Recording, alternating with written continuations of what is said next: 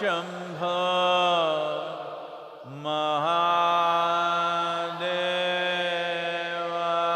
Mahadevaya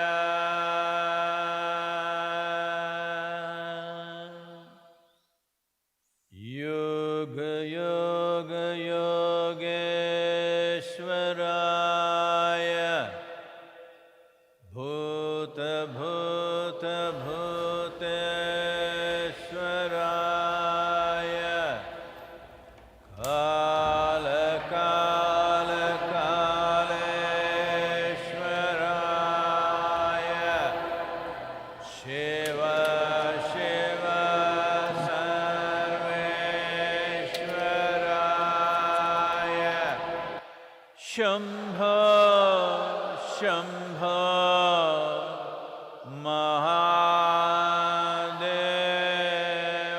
Mahadevaya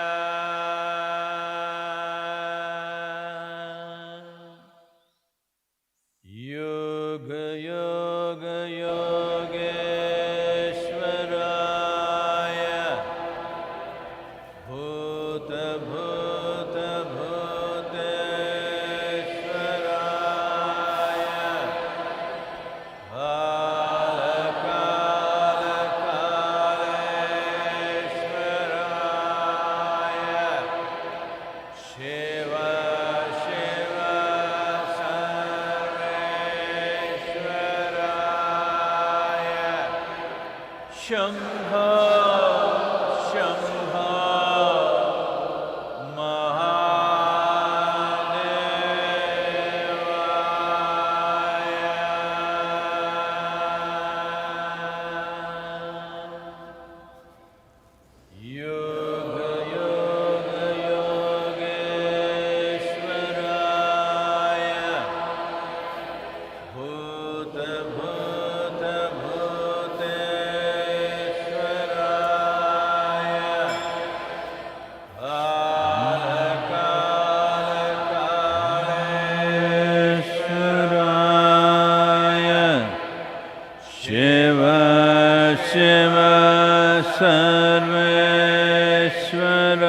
Sarveshwaraya Shambho Shambho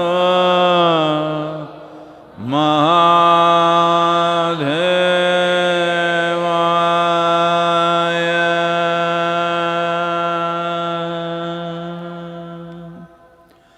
Yoga Yoga Yogeshwaraya Bhuta Bhuta Bhuteshwaraya Kala Kala Kaleshwaraya Shiva Shiva Sarveshwaraya Shambho Shambho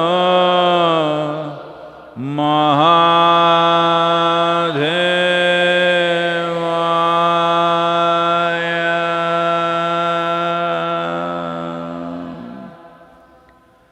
Yoga Yoga Yogeshwaraya Bhuta Bhuta Bhuteshwaraya Kala Kala Kaleshwaraya Shiva Shiva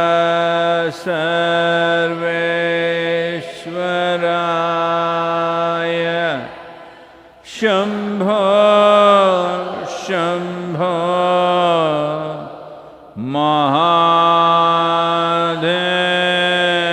Mahadevaya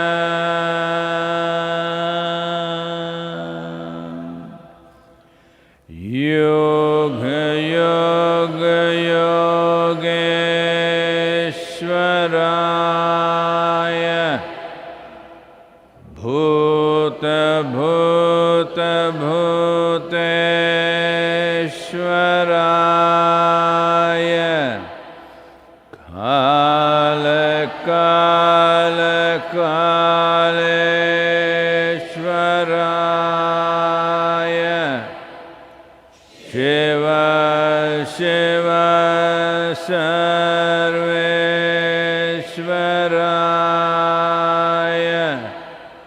Shambho, Shambho,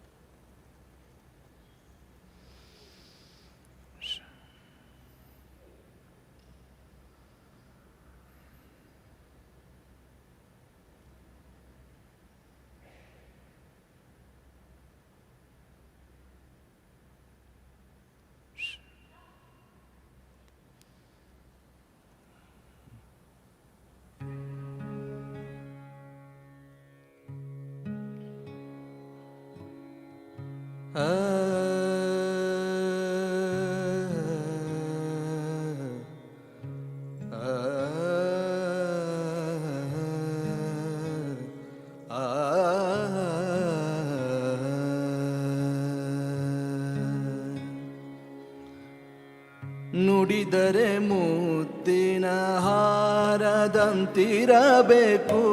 ನುಡಿದರೆ ಮುತ್ತಿನ ಹಾರದಂತಿರಬೇಕು, ನುಡಿದರೆ ಮುತ್ತಿನ ಹಾರದಂತಿರಬೇಕು, ನುಡಿದರೆ ಮುತ್ತಿನ ಹಾರದಂತಿರಬೇಕು,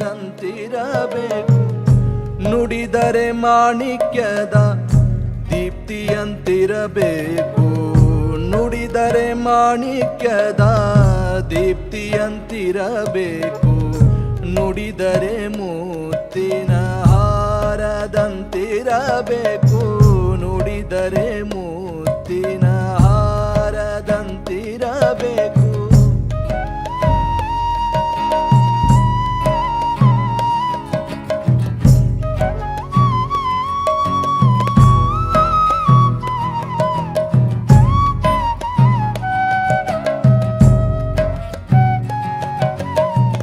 ನುಡಿದರೆ ಸ್ಫಟಿಕದ ಸಲಾಕೆಯಂತಿರಬೇಕು, ನುಡಿದರೆ ಸ್ಫಟಿಕದ ಸಲಾಕೆಯಂತಿರಬೇಕು, ನುಡಿದರೆ ಲಿಂಗ ಮೆಚ್ಚಿ ಅಹುದಹುದೆನ್ನಬೇಕು, ನುಡಿದರೆ ಲಿಂಗ ಮೆಚ್ಚಿ ಅಹುದಹುದೆನ್ನಬೇಕು, ನುಡಿಯೊಳಗಾಗಿ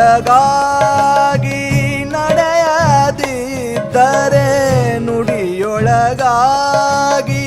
ನಡೆಯದಿದ್ದರೆ ಕೂಡಲ ಸಂಗಮ ದೇವನೆಂತೊಲಿವನಯ್ಯ, ಕೂಡಲ ಸಂಗಮ ದೇವನೆಂತೊಲಿವನಯ್ಯ, ನುಡಿದರೆ ಮುತ್ತಿನ ಹಾರದಂತಿರಬೇಕು, ನುಡಿದರೆ ಮುತ್ತಿನ ಹಾರದಂತಿರಬೇಕು, ನುಡಿದರೆ ಮಾಣಿಕ್ಯದ ದೀಪ್ತಿಯಂತಿರಬೇಕು, ನುಡಿದರೆ ಮಾಣಿಕ್ಯದ ದೀಪ್ತಿಯಂತಿರಬೇಕು, ನುಡಿದರೆ ಮುತ್ತಿನ ಹಾರದಂತಿರಬೇಕು, ನುಡಿದರೆ ಮುತ್ತಿನ, ನುಡಿದರೆ ಮುತ್ತಿನ, ನುಡಿದರೆ ಮುತ್ತಿನ ಹಾರದಂತಿರಬೇಕು.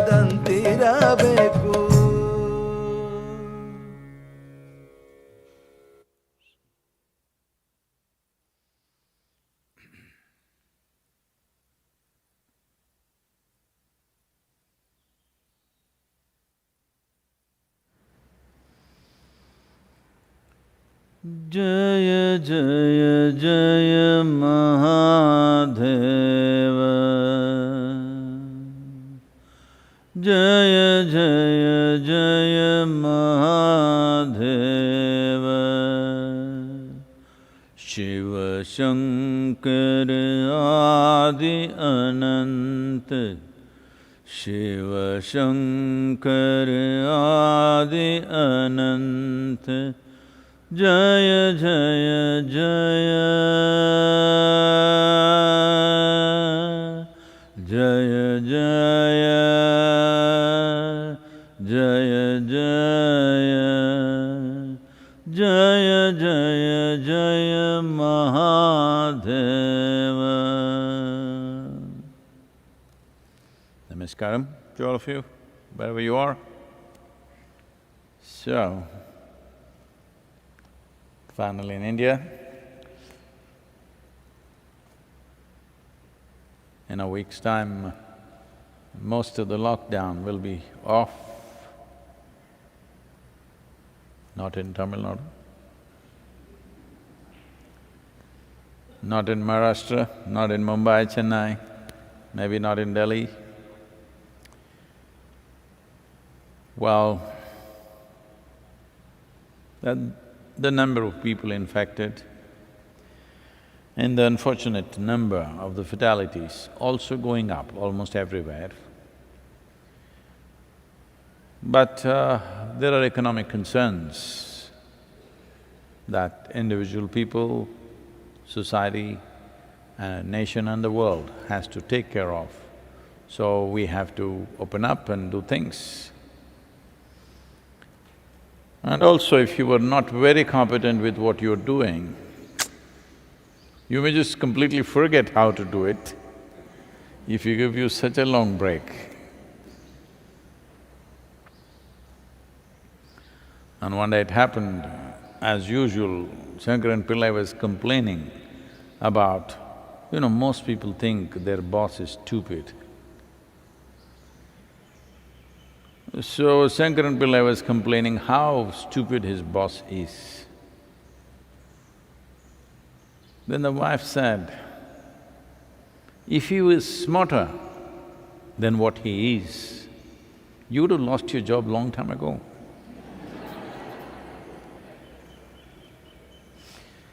So, there are many aspects to life, it has to get back no matter what consequence, unfortunately. The consequence may not be pleasant for everybody, but inevitably the world has to open up. I think India is opening up judiciously. Fortunately, the high infection areas are limited just to probably some 20 districts in the whole country. Of over 700 districts, only 20 districts are seriously a challenge. So they're cordoning off those districts. Well, the lockdown being released is on one level a psychological release for people, but in terms of economy it can't really burst forth because interstate travel is restricted, inter-district movement is restricted. Goods can move but people cannot move. With all this, I think it's a judicious way of doing it. Simply wildly opening it up could be crazy. It is nice, at least in India, it is not happening because of people's compulsions. I want to have a haircut, I want to have a drink, so I'm going out. No, I don't care what happens to somebody. That is not the way it is happening. To whatever extent we can act responsibly and open it up, to that extent it's happening, it's nice. Well, United States has hit over 100,000, 105,000, and UK is rapidly trying to catch up. For a small country, a small island, I'm sorry, we shouldn't say it, a great island like that, I think they've crossed 40,000, am I right? 40,000? Something like that, near that number. Next only to United States. But South America is catching up big time, irresponsibly. Certain things were done and now they're paying the price. A huge number of fatalities in Brazil and other countries also may catch up. So, in that sense, I would say largely most of the Asian countries have done better than the European nations and the two Americas. Canada, I think, is in control because always there is social distancing out there, I think. It's a big country with small number of people. So, at times like this, where you're walking a certain line, in a way, not knowing what is tomorrow's situation. I must repeat this, that we still don't know what is this virus, what it can do. We know a few things, but we don't know all of it. So, for those of you who do not know what is a virus, it is not even a full-fledged life, it's just a bunch of chemicals with certain genetic material in it. It is not like a creature that it can eat, thrive, reproduce, no. It is just a chemical reaction of certain kind with a little genetic substance. It is half a life. Handling half a life is a little difficult. If it was a full life, we could find out what it is. It is a half a life. So, we have not really figured much about it. There is no clear one scientific voice which says, this is the nature of this virus, this is what it will do, and this is what we can do to it. There is no such voice yet. I don't know how long it'll take. Looking back at the history of virus attacks, major attacks that have happened in the past, well, normally what we are always looking at for reference is the 1918 Spanish flu and somewhere in 1800s another one, and plague and stuff like that. The pandemics, which were not all caused by similar kind of life forms, they were different, but looking at that, even then we did not figure what it is. But somehow after a period of time they died down by themselves or they learned to live with us. Many people who are fighting, after some time learn to live with each other, you know. Just like that, the virus may learn to live with us without causing too much harm to us. A whole lot of people are living with people, not necessarily out of love, but simply because they're not causing too much harm. It's okay. So virus also may become like that, it doesn't cause too much harm. In India, the recovery rate is over 47%, I think, which is probably the highest in the world.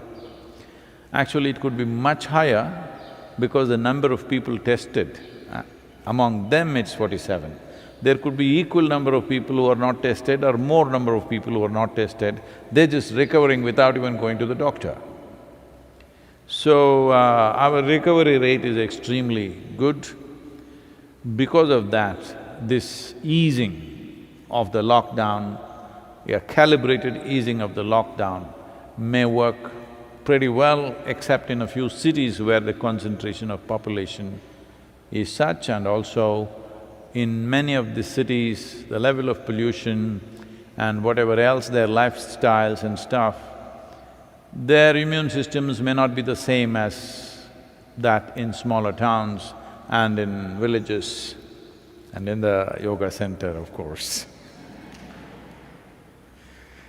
So, we may come out of this pretty well. I have a gut feeling by mid-September, we will be almost in the normal economic activity in this country. Can't say the same thing about many other nations. But it's just a feeling. I don't have any data to support that feeling. No data is supporting that. But somehow I have a strong feeling by mid-September, things should be almost normal in terms of activity in the country.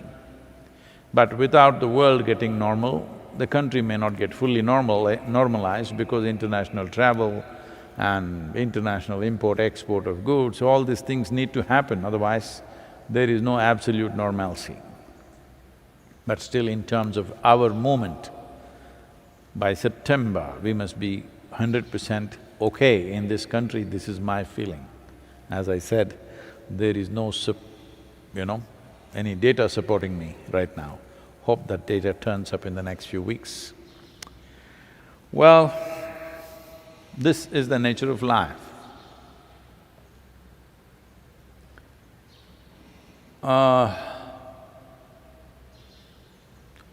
You're living strong, but you go to bed and fall asleep.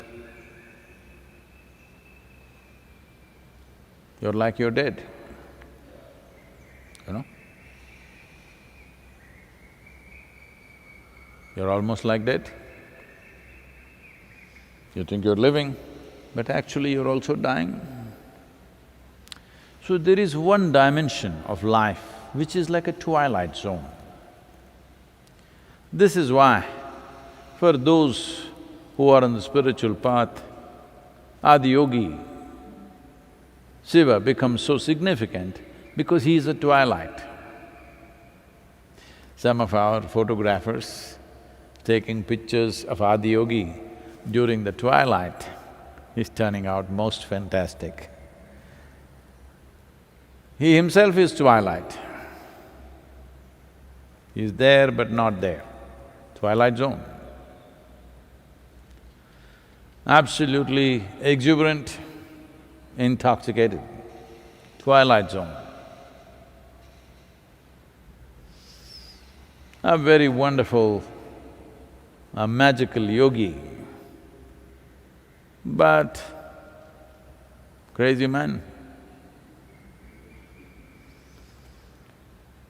So twilight zone,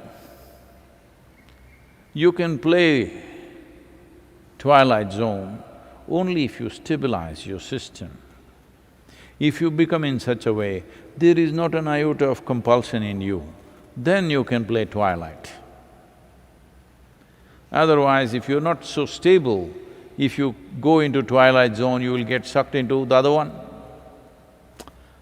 If you are very strong life, you can play with death. There's enormous excitement in that. Yes, because just see how many impossible things human beings do, dangerous things, just to feel those little butterflies in the stomach, you know. People jump off mountains, climb mountains, fly, do this, everything that you consider as adventure is actually playing with death. When you play with death and come out successfully, it is called adventure. If you don't come out, people will say you were stupid. That's all.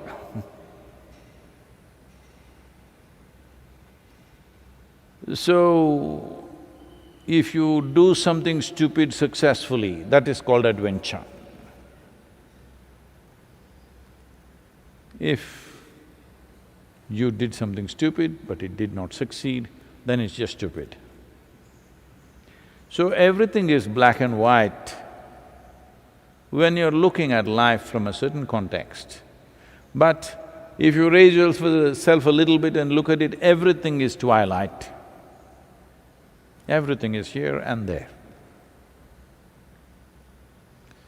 These days, you know, with these webinars and conferences, there's a problem. I raise my left hand, my right hand is going up in the screen.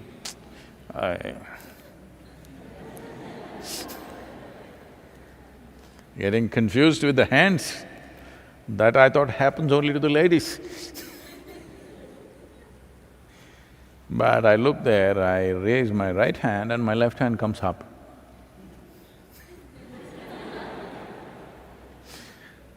A very famous song in Telugu people know, Kuda edamaite paripatu ledu.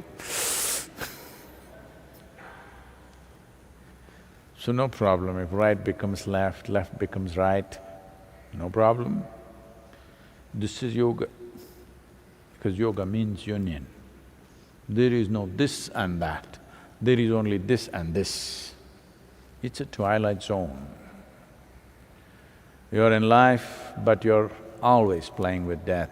You're super alert, but you're intoxicated. Every dimension of life is within you at the same time, but you have not been taken by any of them. That's an important thing. So as a part of this, I started writing a series of poems called When.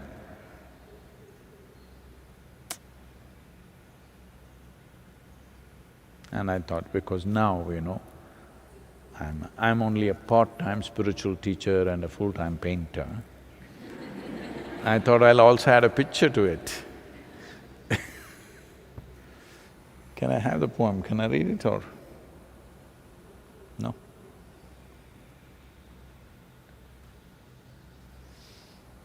If you get that one here, I can read.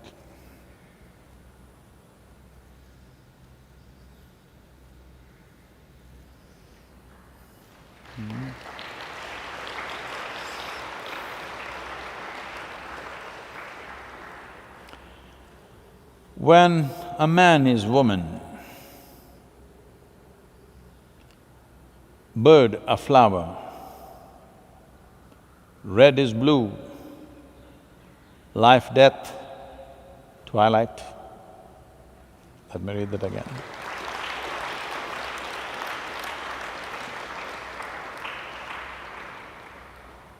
When a man is woman, bird a flower, red is blue, life, death, twilight. Well, you know, when I was young, I've seen some people painting, but I didn't even want to look at it because I thought it was too sissy for me to even sit there and do anything like that. I was into all kinds of other kinds of activity which was challenging in a different way. I thought it's not for me, I'm not saying this in any derogatory way, but I thought it's something that certain people do, largely women will do it because they have that patience to sit down and draw something. I was fine with what's already there in the existence I didn't have to draw it. And I never went to a drawing class or a painting class my drawing books were always empty. I never even ever filled a coloring book in my life. But here I am sitting through the night, virus.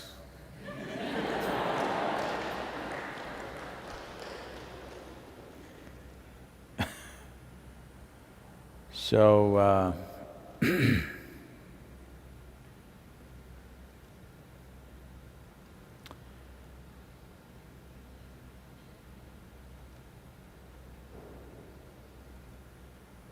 there are many concerns in one's life, but the greatest concern in one's life should be that you never stepped out of a stupid mold that you put yourself into. That is the worst thing to happen. Whatever that mold is, you never stepped out of it. This means you used the instruments of support and structures which will bring a certain amount of certainty and security as tools of imprisonment. That's what it means. This may be anything. This could be psychological, emotional, physical comforts, psychological comforts, emotional comforts. We create a few structures so that every day you don't have to mess around with everything. That's the idea of creating some stability around us. But if that becomes your prison, that is a saddest story of the lot. Well, you fought, you had a disaster going, disaster happened in terms of your career or your marriage or your whatever, okay? It's okay. But the greatest disaster is, you built your own prison and you never could step out of it. You've always been on a lockdown. Well, that should be the main concern. That is the concern that spiritual process is addressing without creating anarchy. Usually, that concern is addressed by… you know, the hippies addressed this concern, let's break everything. Well, they paid the price and they all went back and again became straitjacketed. Because you can't physically break everything around you, spiritual process, yoga means just breaking everything, but not externally, internally. Because that's where the problem is. and that's where the solution should be.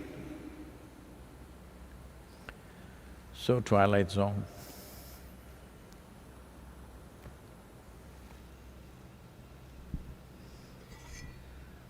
First question is from Sheetal. Namaskaram Sadhguru.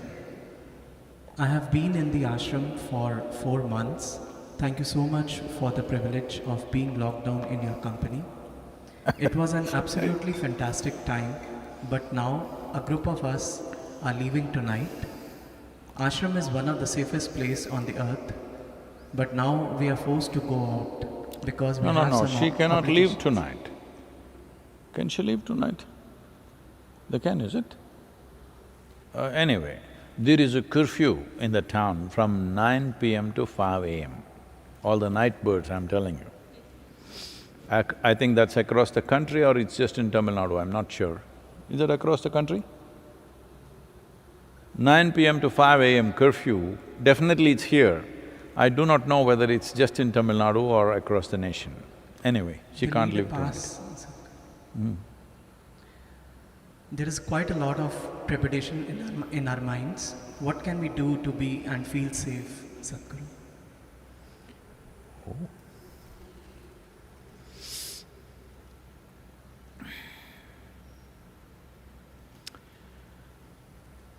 Well, is there a danger out there in the city that you're going to? Definitely. If you're going to one of the 5, 6 major cities in the country, definitely. If you're going to medium-sized cities, it's little better. If you're going to a small town, much better. If you go into your village, you're safe, you don't have to really much bother about it. So if you're going into any of the big cities, is there a danger? Definitely. Well, the very transportation system, either you fly a plane, which is the worst thing to do right now because the air is circulated, or the train, which is little better, but people may be walking all over you. Anybody may get in anywhere. Issues are there. Not everybody is going to maintain their social distance. They're going to sneeze on your face.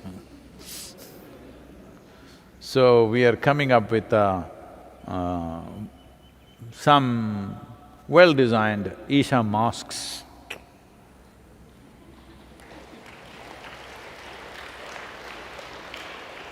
This is a little different in design, which I'm sure there'll be a lot of debate about it, because it has only one string, no bottom string. Because one of the problems of wearing mask like this tightly is, slowly the oxygen level in your blood will come down over a few weeks of wearing it. Well, that is one of the symptoms of this virus, that you have what is called as hypoxia, your oxygen levels keep going down and you don't know when it's happening and people collapse and die. So, wearing the mask all the time, which is mandatory now. If you step out of the ashram, even inside the ashram it is, but because there's a lot of space, sometimes you may not be wearing. But once you step out on the street, in public places in the country, right now it's mandatory. So we created masks which are long, but only one string, so that your breathing, oxygen levels will not go down. Well, I'm sure some people will argue, there's nothing like that.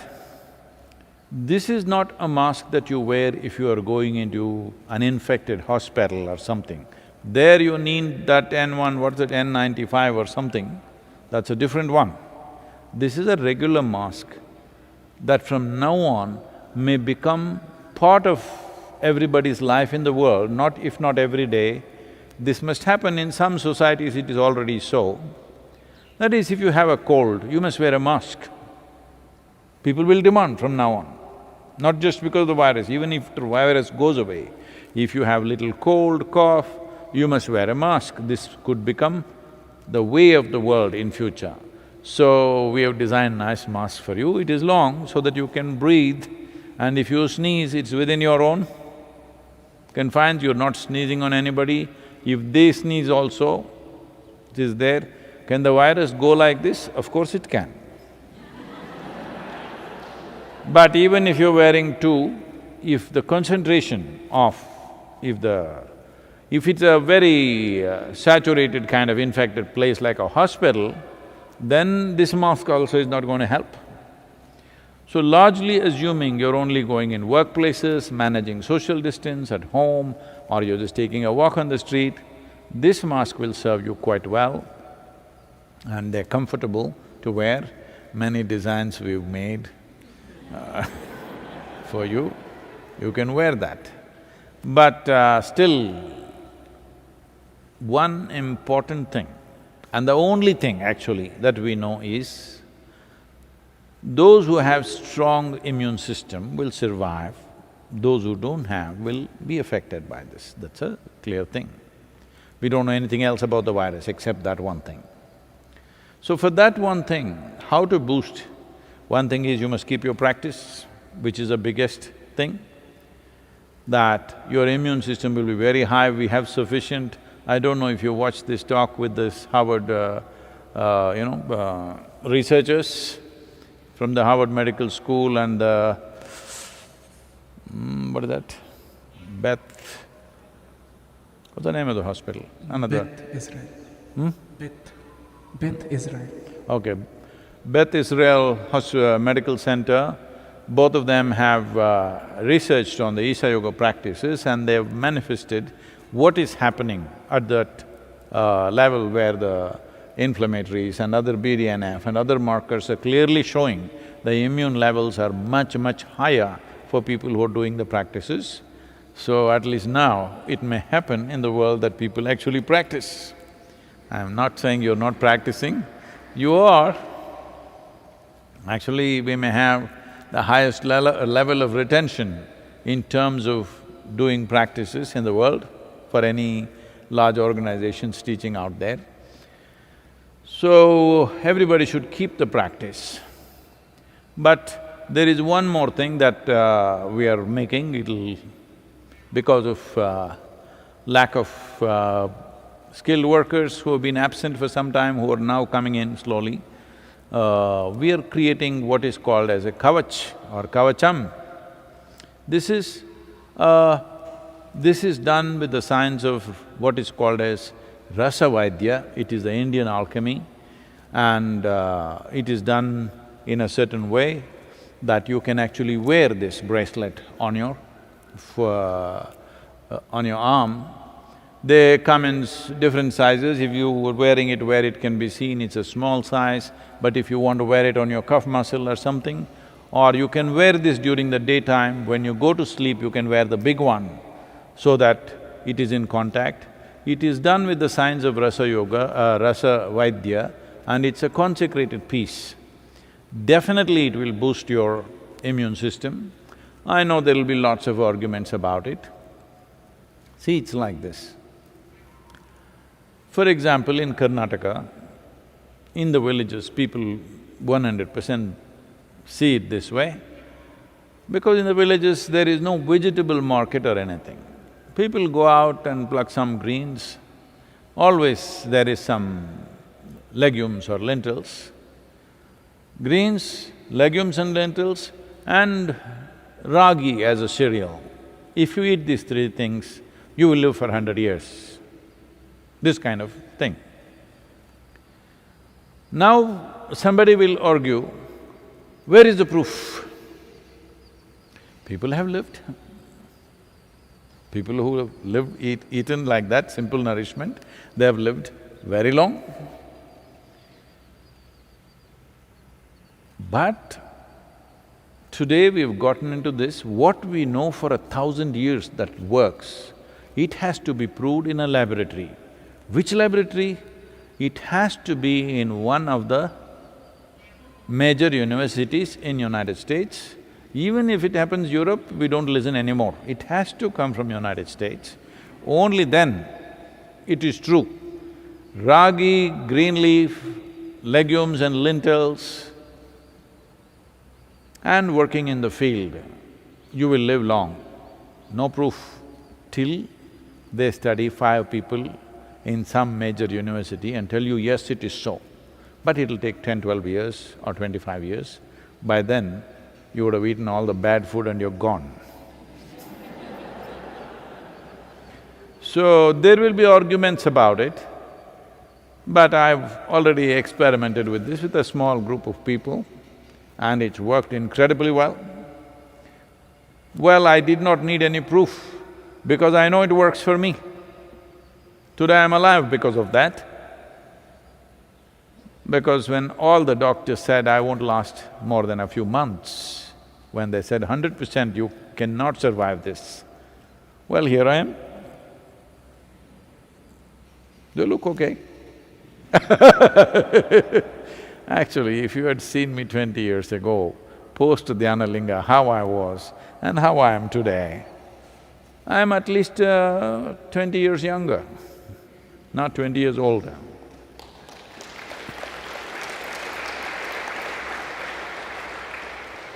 So will it work? It'll definitely work. How effectively you use it? In the daytime, you can use a little one, because otherwise it may look odd wearing a long copper one. Or you could wear it in your cuff muscle where people cannot see. Or in the night you can wear a long one, in the daytime you can wear a little one. So if you're going out, particularly to big cities, this kavacham will make a phenomenal difference for you. This should be ready in terms of… we already have many, but it should be ready for people in large numbers, probably in a week or 10 days' time, most probably. Let us… right now, they're saying June 8th is when really next step of relaxation happens. June 15th is when it's set, but in Tamil Nadu it's 21 days. I think entire country, it's 21 days, step-by-step relaxation. In 21 days, definitely it'll be available in large quantities. So, it will be only given first come, first served basis, so if you need it, you book it. We don't know what the costs are right now, it shouldn't cost too much, but there is a lot of work involved in that, so there will be some cost, but it shouldn't cost too much. So if you… we don't know what it'll cost, only when we mass produce it, we will know what it will cost. Because this is the first time it's being done. What we had done earlier were much more expensive because they were heavy and they were made in a certain way. Now we worked on the design and made it very light and easy to wear. So this kavacham could give you that confidence to go into Mumbai.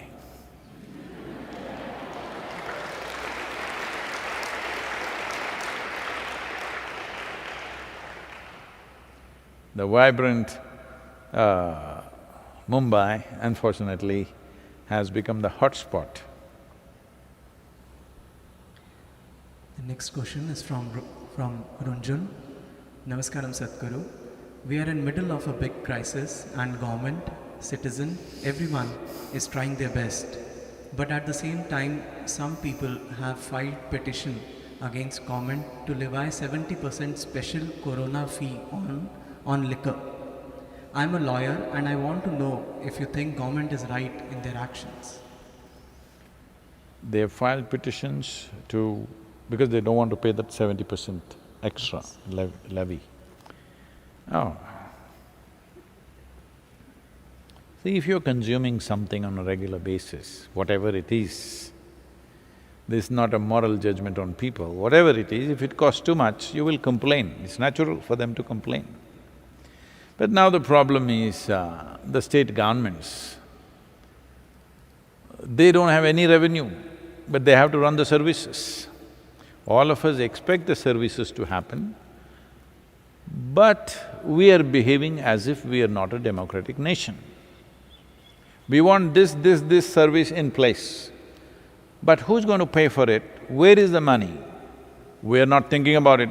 This is like some teenage children will be there, I don't care where you get it from, I just want it. We are still juvenile like this. When it comes to democracy, we are actually very juvenile. We don't understand that we have a role in making it happen. We think you just do it, you got elected, right? You do it.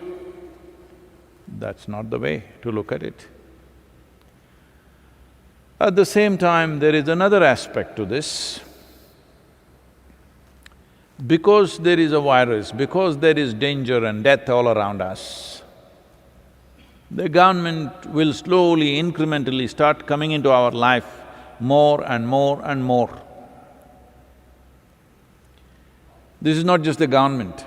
Many major companies in the world are also getting into our life more and more and more.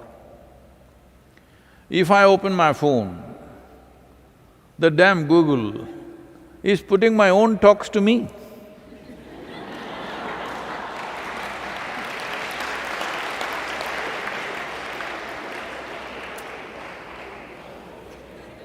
Because many videos are coming to me for approval and things like that, I'm looking at it, or maybe it's recognizing my face.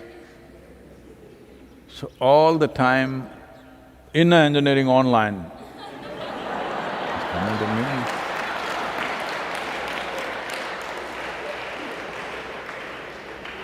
I'm humble enough, every time I see the ad, I think about it, do I need it? Do I need…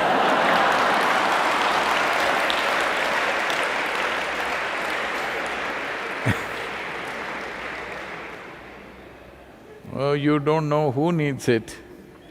This happened. Shankaran Pillai's wife took to horse riding because she wanted to lose weight. So after 3 months of horse riding, a friend of Shankaran Pillai who came home and asked her, "Where's your wife?" She said, "He's gone horse riding, she wants to lose weight, so 3 months she's been riding." "Oh, has she managed to lose weight?" "Well, the horse has lost 20 kilograms."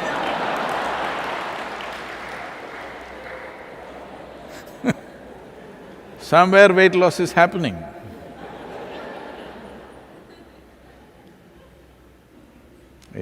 Life works in many ways, you know. So, all these technology companies are getting into your life.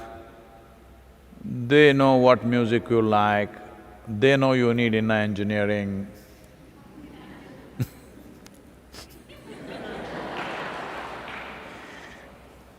Like this, everybody is incrementally trying to get into your life, get into your life, get into your life. When there is death and danger around us, we will allow it. I think, as citizens of this nation and this world, we must keep account of all the incremental encroachments that have happened into our life during the virus era. And the moment this virus is over, whenever that is, first thing we must do is that these things must be taken back. Right now in certain countries, I'm not supposed to name them, in certain countries, right now they're tagging people for temperature monitoring. Not only if you're entering an airport or a place, right now everywhere they're showing the guns, temperature guns. At least they're not putting a rectal thermometer into you wherever you go. You must be lucky for that technology, you know. So, they are now looking at how to tag every citizen so that your temperature is monitored. If your temperature goes up, immediately people will come to your house and check whether you're COVID or not. Well, once they know your temperature, they can just know everything about you and they can even control the temperature after some time. Yes, they can. So lots of liberties that we have fought for, lots of individual freedom that in every nation, in their own way, people have fought for and earned something, all that may get wiped out with the virus.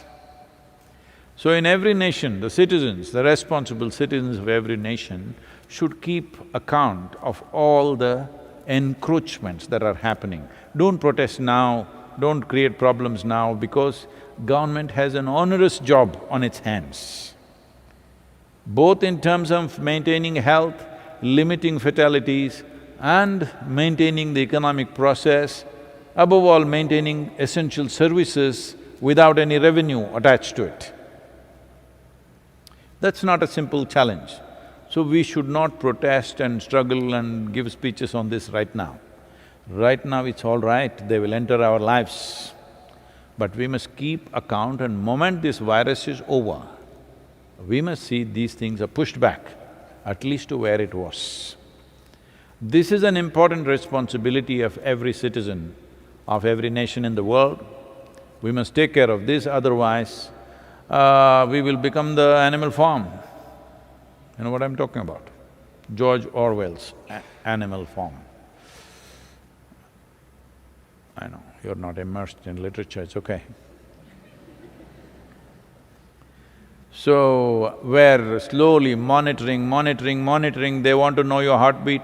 Already lot of people have given it up, they're wearing tags around their thing, their heartbeat is being monitored.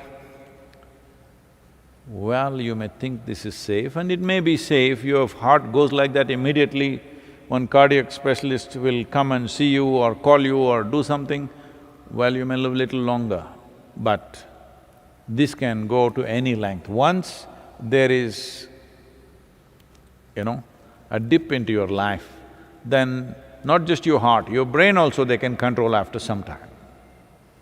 So it's very important at a time like this, nobody should cause problems, because the responsibility and the onerous task that any government has right now is not enviable. It is a terrible responsibility. So at this time, please don't raise any of these things, but when it's over, we must push back.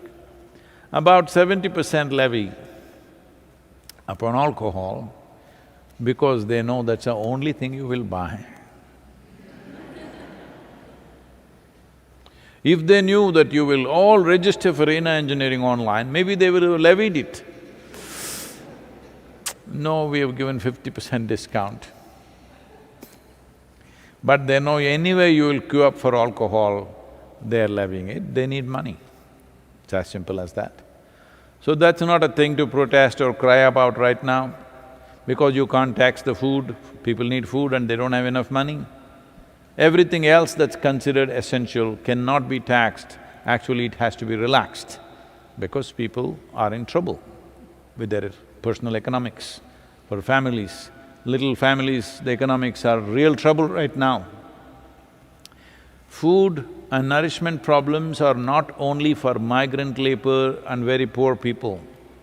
Middle-class families will start having nourishment problems in the next month or so if they don't get back to their jobs. Already it's happening, but it will rise. Like how very poor people have nourishment problems, middle class and reasonably well-to-do will also get there very soon, within 4 to 8 weeks' time.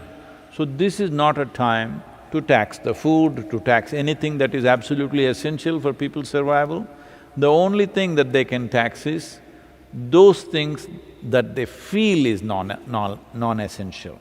But the drinking people, they feel it's absolutely essential. I don't want to dispute, I don't want to get into the dispute, I am not in this. But right now, among the items that we can tax, we can only tax those things that even if you tax, somebody will anyway buy it, only that you can tax. If you tax something that if you tax it too much, nobody will buy, that is no good, that's not good for revenue. So, a little expensive intoxication, if you want easy, no expense intoxication, you must come to me. But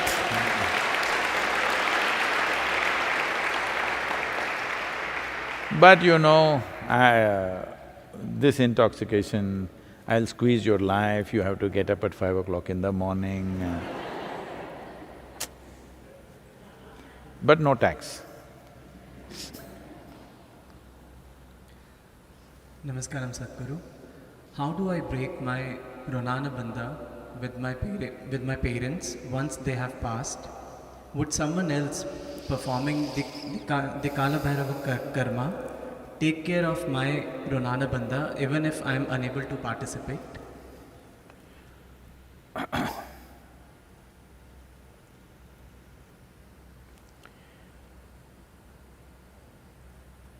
Wow.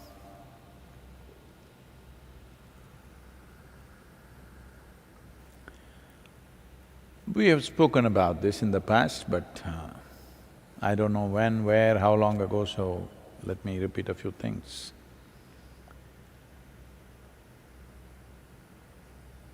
Your Runanubandha with your parents or with your children is strongest till you're 21 years of age. Once you cross 21 years of age, it is called as the first quarter.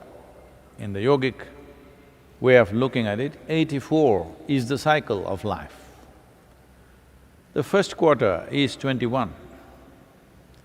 Up to 21, if you lose a parent or if you lose a child below 21 years of age, the pain will not just be emotional, it'll be physical. It will manifest in the body because there is a strong Runanubandha. But beyond 21, it is largely psychological and emotional.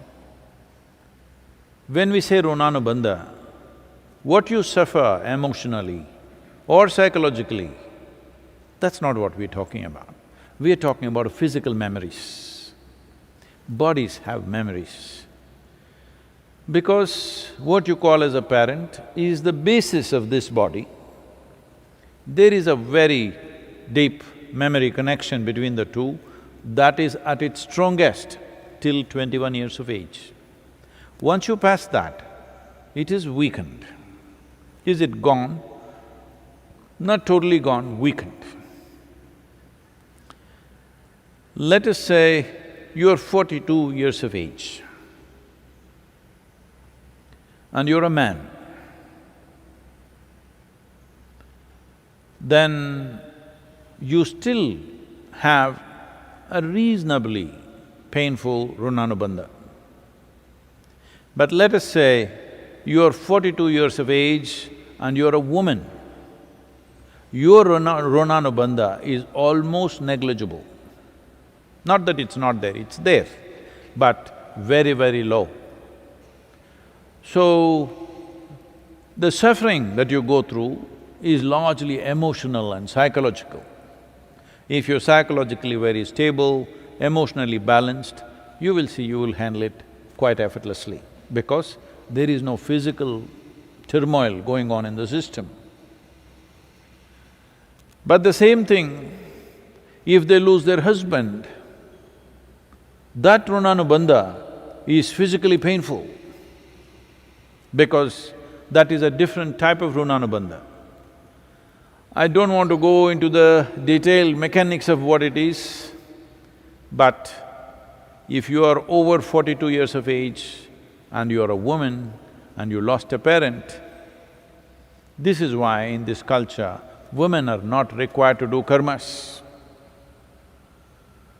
Karma is done for the dead, not so much for you. But if you're below 21 years of age, it's very, very important you do it because it's both for the dead and for you. It's very important for you because the person who died, whatever happens, happens. But your life can be in a constant turmoil because there is a physical memory which torments you at a different level. Even if you're mentally stable, emotionally very balanced, still there is a certain torment going within you. A child below 7.5 years of age doesn't have much Runanubandha. The mother and father may have enormous Runanubandha, but on the other side, there is not much Runanubandha. This is not just for psychological reasons.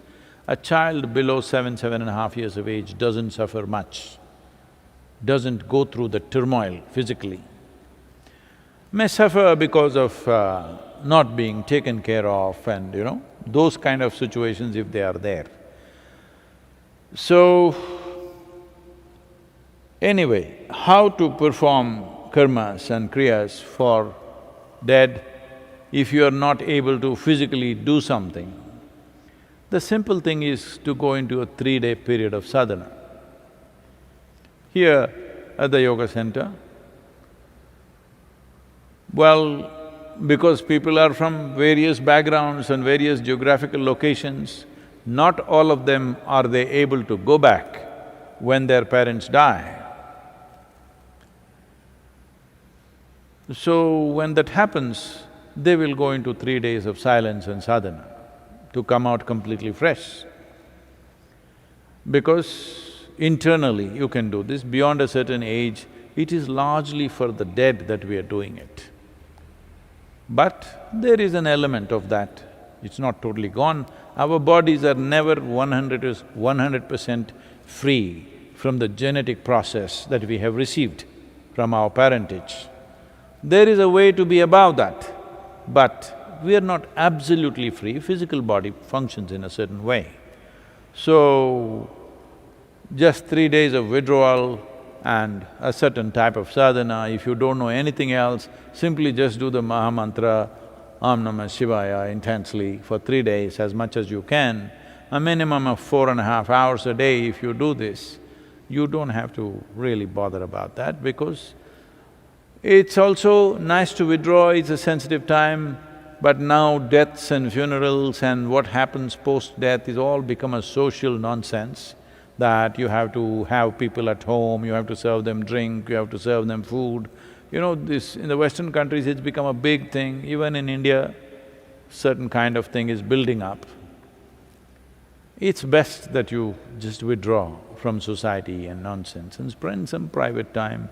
When somebody significant in your life passes away, it's important that you withdraw and do something with yourself rather than simply trying to run the social thing like a distraction.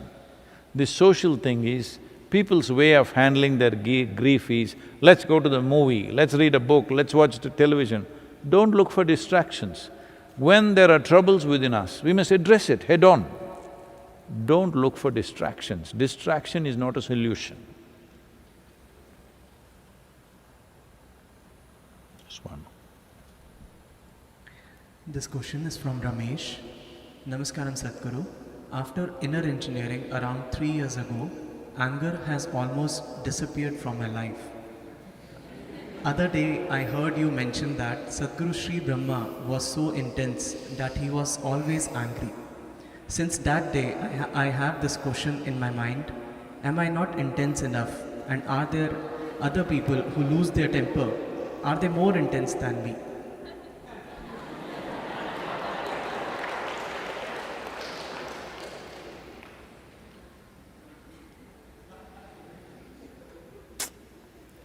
During the lockdown period, we are talking after the lockdown, okay?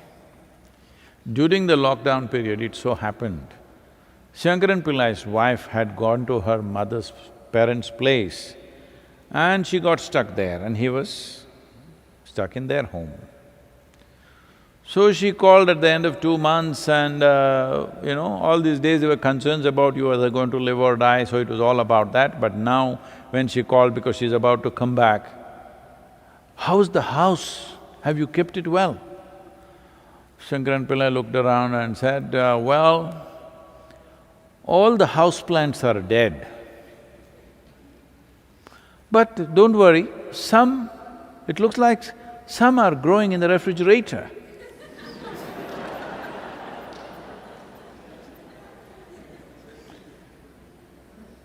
So, my anger went away and it's nice, but Sadhguru Sri Brahma was angry.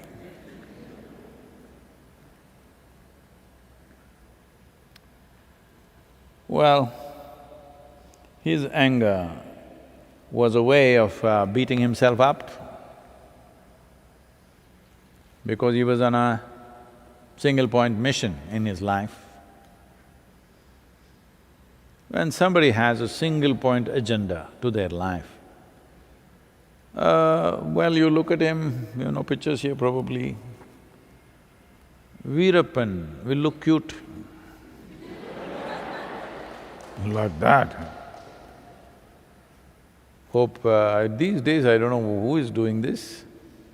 Definitely I don't think it's from the foundation, but somebody has access to these things and they're putting out all my pictures before Dhyanalinga consecration, where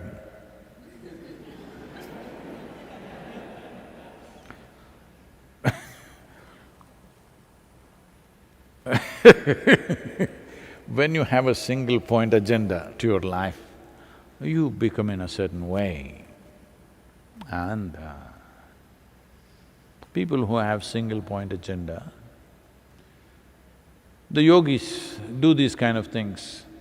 They take a bite from a scorpion because they don't want to forget their goal and sleep.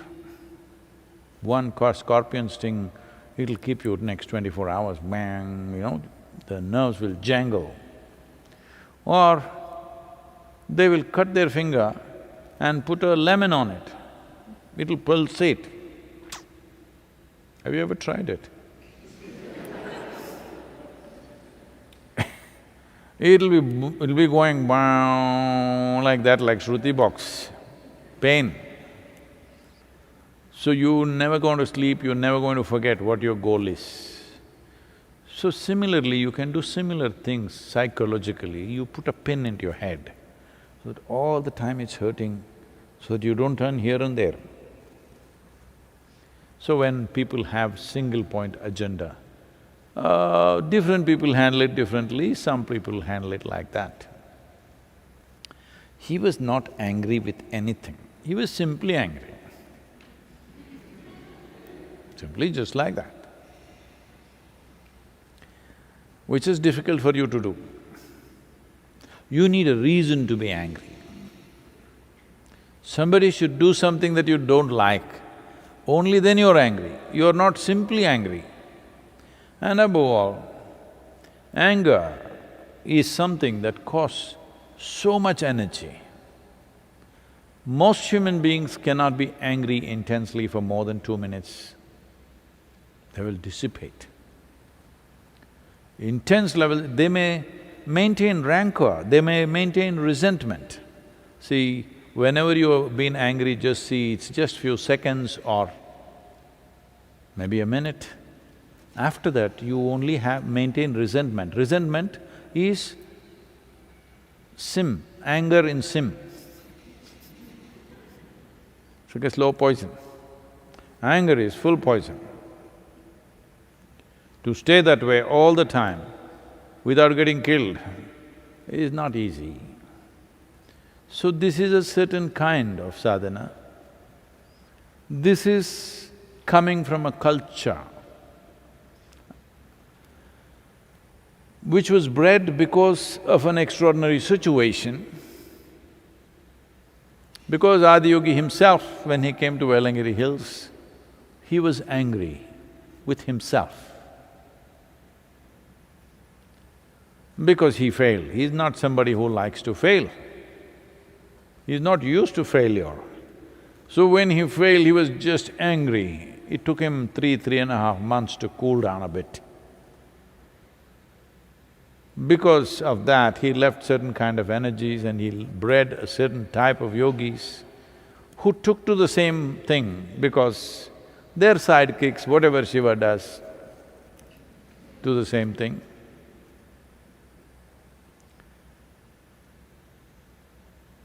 Like a lot of people, because they saw Shiva ash-smeared, they're also head to toe ash-smeared. Because he looked intoxicated and they couldn't get it, so they started smoking. they're just cute.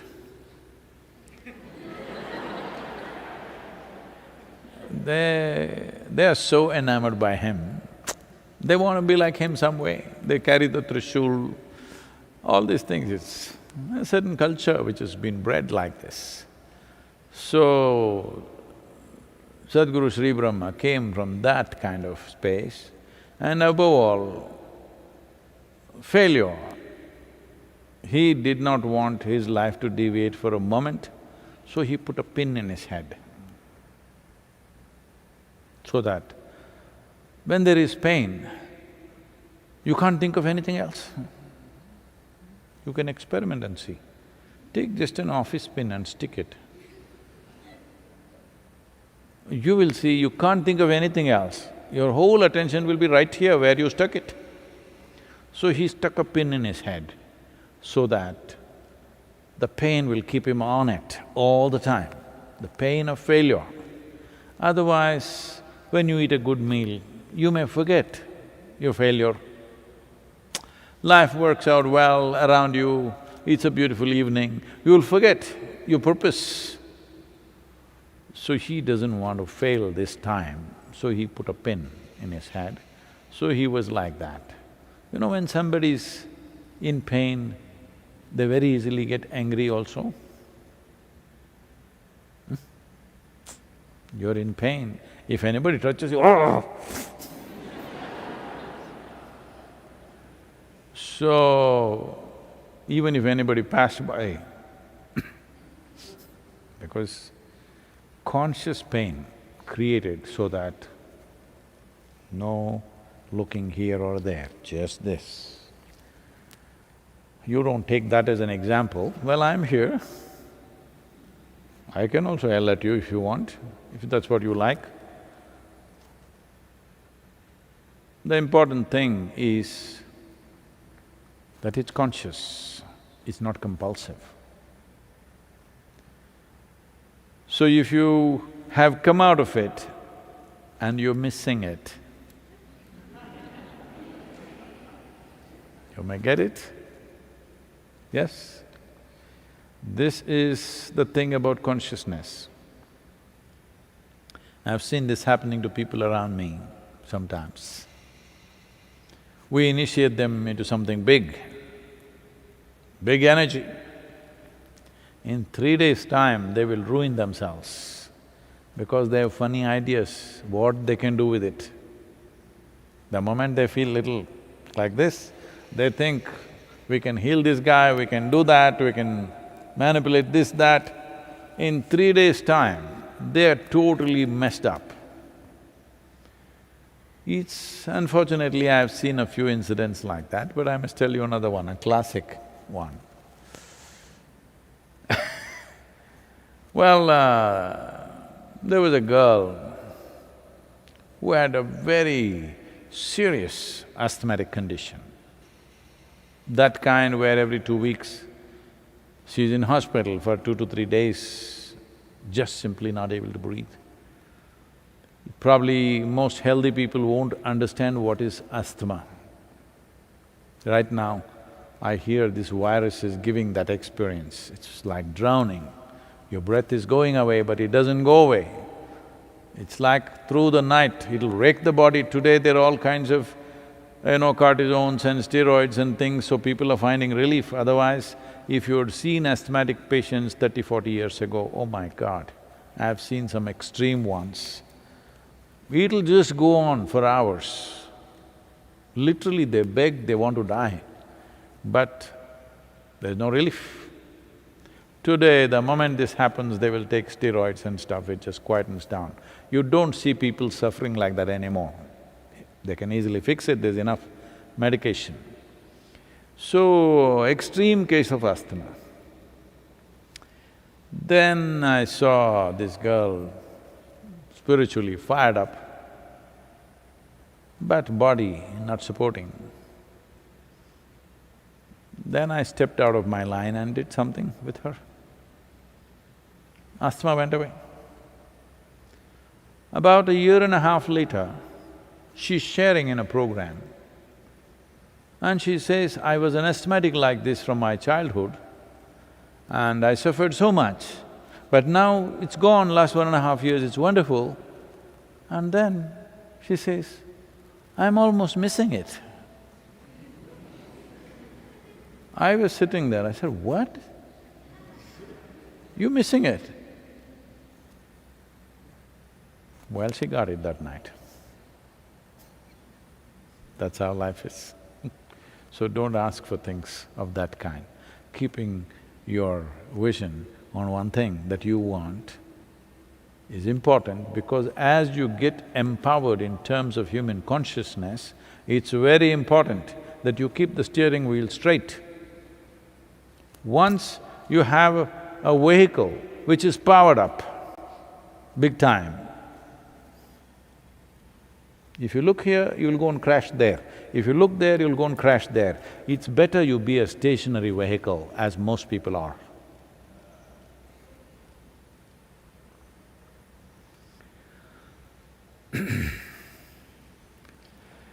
Yoga Yoga Yogeshwaraya Bhuta Bhuta Bhuteshwaraya Kala Kala Kaleshwaraya Shiva Shiva Sarveshwaraya Shambha Shambha